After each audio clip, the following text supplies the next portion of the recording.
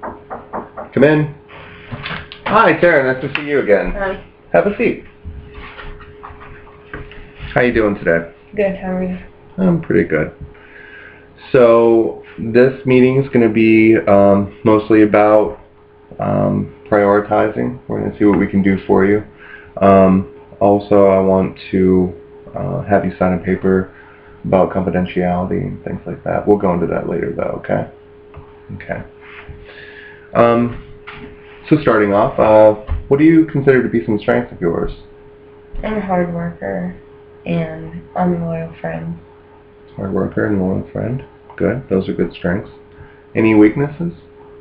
I think that I can be influenced by my friends sometimes when I don't really want to do things. Okay. Understandable. What's your biggest concern in your life? Well, my drug use right now. Okay. Well, I think that's also a strength of yours, that you can pinpoint that as a concern. So. Yeah. What would you say your number one goal is?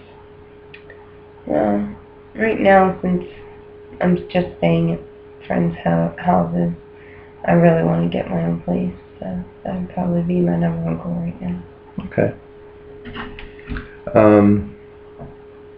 Are there any steps you can take towards working towards that goal? Well, definitely getting a job will help me to get a place. Sure. So, but I probably need to pass a drug test before I can get a job. Good. So it's getting the drug use under control, and then getting a job, and then getting a place. Mm-hmm. Okay. Have you ever dealt with any form of trauma? Well, before I lost my job, I was really close to my grandmother, and I lost her. So. Okay. Now, did that set off this whole chain of events with you getting into drugs and losing your job? And Yeah. okay. Mm-hmm. Okay. So, what I want to do is set you up with go to talk to somebody in the drug and alcohol department.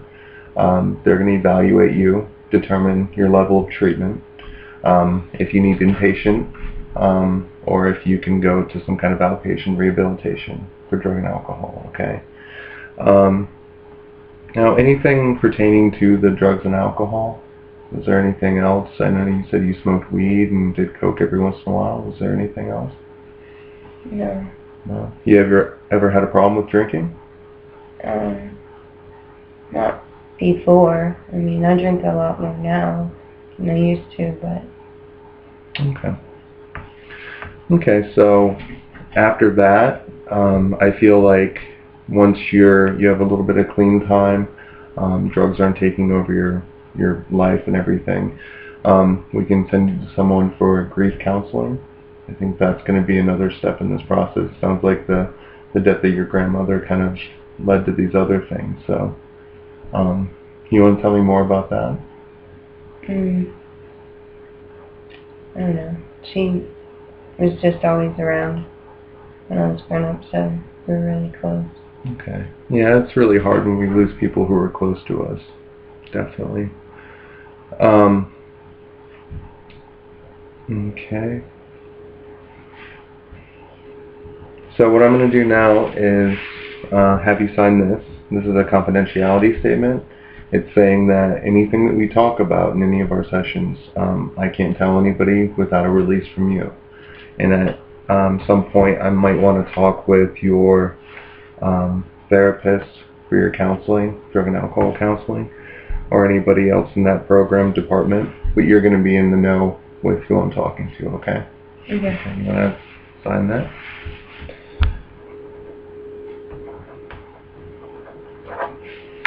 Okay. If at any point during this process you feel like you have the urge to go out and use, smoke weed or do some coke or anything like that, feel free to call me. I'm also going to give you numbers for people that you can call in the program. They're really helpful. Also, I think that you're on the right path. I mean, you recognize that you had a problem, so you're coming here and talking. You came on your own, which speaks pages. Also, you're aware that the drug and alcohol is affecting everything else. But I think it's even beyond that. I think it's, you know, the grandmother that kind of set this whole chain of events.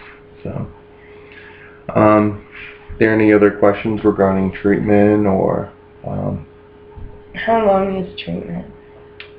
Treatment can range. If you're in an inpatient unit, can be up to about 30 days. It really depends on any improvements, any progress they see.